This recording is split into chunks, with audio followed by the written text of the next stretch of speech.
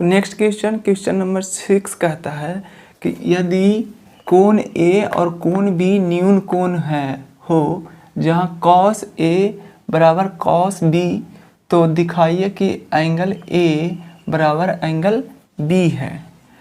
तो सबसे पहले एक समकोण त्रिभुज बनाएंगे। क्या बनाएंगे? एक समकोण त्रिभुज बनाएंगे जिसमें एंगल A और एंगल B न्यून कोण होगा। न्यून कोण उसे कहते हैं जो 90 डिग्री से कम हो। तो इस त्रिभुज में ये तो हो गया 90 डिग्री और शेष जो दो एंगल बच गया ये और ये होगा न्यून कोण, क्योंकि ये 90 डिग्री से कम है। तो एक का नाम देना पड़ेगा हमें A और B का दूसरे का नाम देना पड़ेगा B। क्या नाम देना पड़ेगा? B, क्योंकि क्वेश्चन में ही बोला है कि एंगल A और एंगल B है जो न्यून कोण है, और इसे नाम दे देते हैं C। तो अब देखिए, सबसे पहले क्वेश्चन जब भी सॉल्व करेंगे तो उसमें जो दिया रहेगा उसे लिखते हैं। सॉल्यूशन में दिया क्या है तो लिखेंगे उसे, दिया है क्या दिया है? तो एंगल A और एंगल B, एंगल A और एंगल B न्यून कोण है, न्यून कोण है। और क्या दिया है? तो दिया है तथा cos A बराबर cos B है, cos A बराबर cos B है। तो दिखाना हमें है, तो दिखाना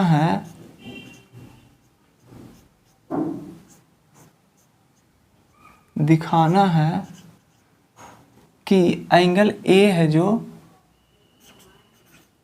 एंगल B के बराबर है। तो सबसे पहले ये जो दिया है उसे लिखकर चलते हैं। दिया है cos A बराबर cos B, तो लिखेंगे cos A बराबर cos B।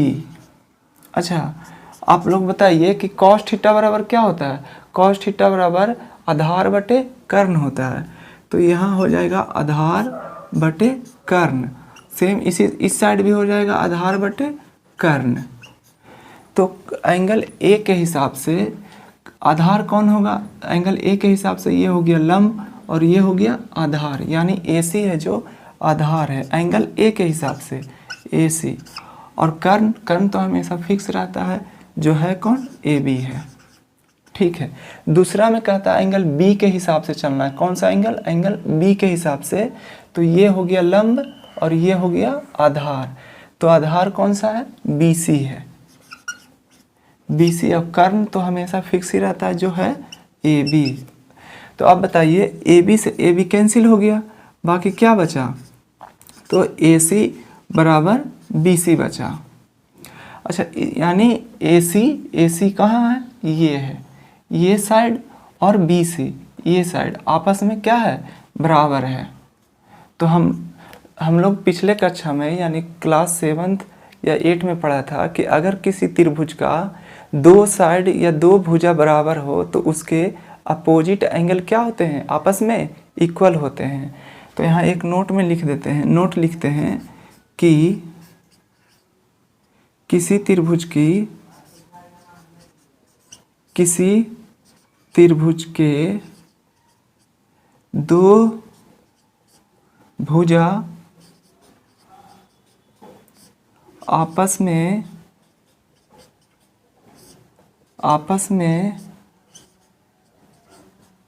बराबर हो तो उसके